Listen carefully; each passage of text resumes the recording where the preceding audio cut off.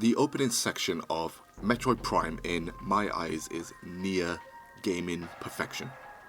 Nintendo and Retro Studios not only successfully brought back an IP into a new generation, but also successfully brought it into 3D for the first time and also into a new perspective with near flawless execution. They demonstrate this in the opening act that sets up the entire game beautifully. First by setting the tone, then showcasing the character, how you will see the game, and most importantly, how you will play the game. This is a wonderful execution on how I feel lead characters should be revealed in many video games. You have to remember, this is a video game, and you want to be interested in playing as your main character. Having the camera placed over the immediate play area, Samus' gunship blazing onto the scene, and being slightly teased on the reveal of the character in this game is set up wonderfully.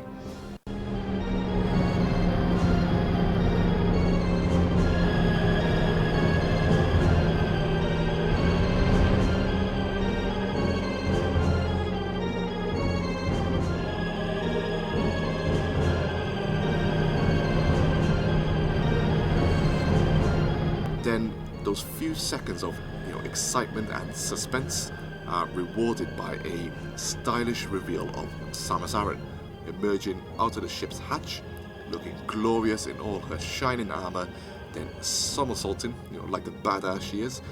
She lands heavily onto the deck, main weapon exposed and ready for you to take control.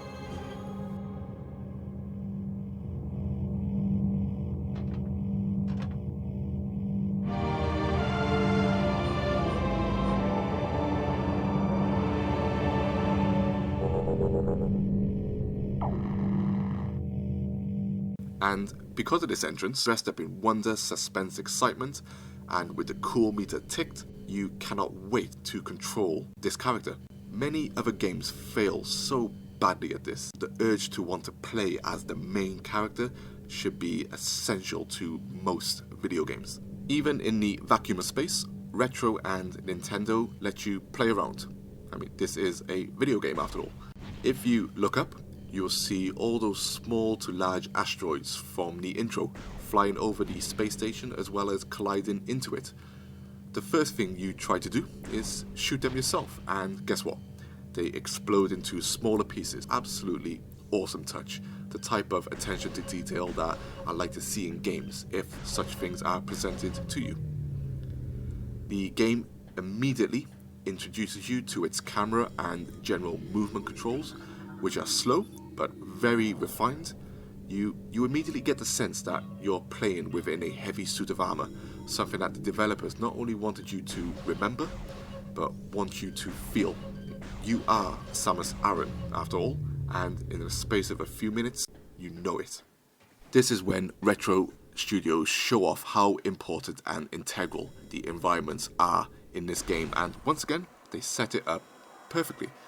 The hollow echoes of space that vibrate around your suit are replaced with heavy clanks from your feet as you enter the airlock and the area depressurizes. That transition from vacuum to an airtight corridor is a wonderful display of two completely different yet interlocked environments, shouting out to the player that you're in for an audio and visual treat. There are not many other games that have achieved this in their opening moments. As you enter the space station, it becomes immediately clear that something has gone wrong. You enter the first large chamber and you're greeted by fires, the bodies of multiple aliens, jettisoned escape pods and emergency sirens. With sparks flying everywhere, the composers drop an eerie, atmospheric composition onto you that sounds utterly alien in nature, much like the ship that you're currently on. As you can see, the developers have already set the stage. That initial sense of wonder, character introduction, controls, intrigue, mystery, all wrapped up in a wonderful atmosphere created by sights and sounds, all from within your technologically enhanced suit. This same viewpoint is also amplified by the original use of the visor, where environmental effects like steam fog up your vision temporarily, the guts from exploding enemy dripping down on the screen, and things like electrical damage from loose wires and gun turrets causing you and your systems to malfunction slightly. Your short journey through the damaged vessel treats the player with intrigue and caution as you discover mutated experiments in large glass containers, and are also hampered by some of the prison wardens who have survived the outbreak and attack you on sight. The introduction to the combat is subtle, yet enough to whet the appetite of what will come.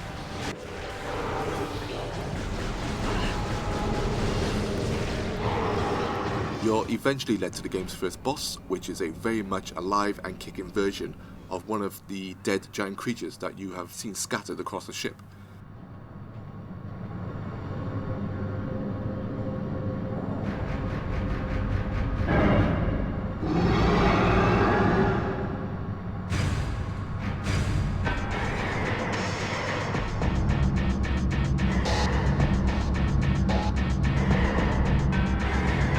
The battle is fast and intense, and the creature has a wonderful presence on the screen. Metroid, exploration aside, is also a game about dramatic boss battles, and although this initial encounter is fairly easy, its scale and presence sets the tone for what else will come after. As you kill it, its body typically falls into the ship's main reactor, and you have a few minutes to escape.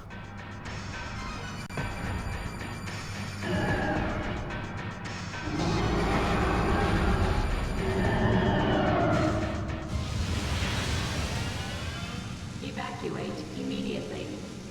The game dramatically changes pace here, and you find your once slow and investigative movements change into a frantic dash for the exit.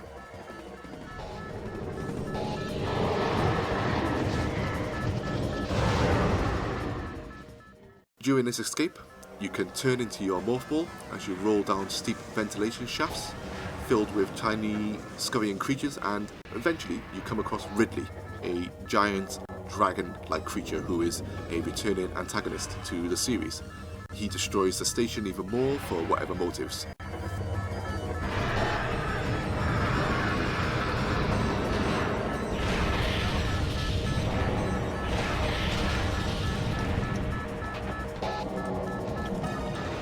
You also lose most of your abilities when caught in a blast that sends you careening across the screen into a wall. Stripped of your powerful abilities, you suddenly feel more vulnerable. The taste for those skills was strong, but the whole intro to this game has also filled you with confidence, even with your basic abilities. Eventually, you escape back out to the landing platform where your ship is waiting for you.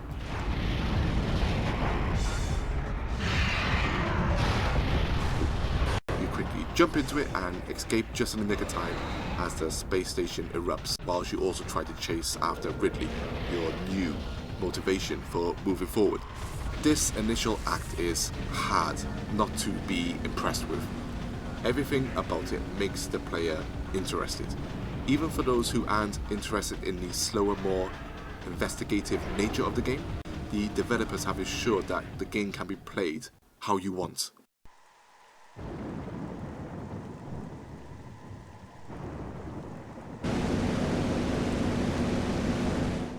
Your descent down to the nearby planet is as fast and violent as your escape from the space station. But as your ship breaks through the stormy atmospheric clouds, you're greeted by a rainy and lush world filled with exotic plant life, moss-covered rocky walls, deep pools of water, and flowing waterfalls.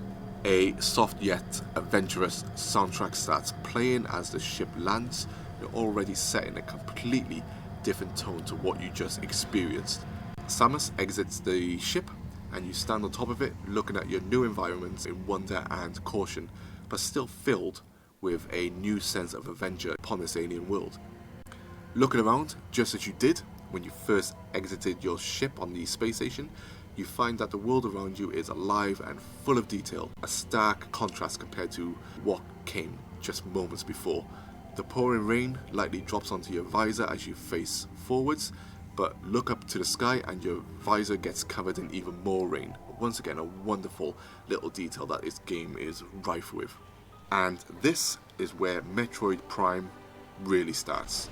Similar to the intro of Super Metroid on the Super Nintendo, but in my opinion, elevated even further by the wonderful execution of sights, sounds, and gameplay.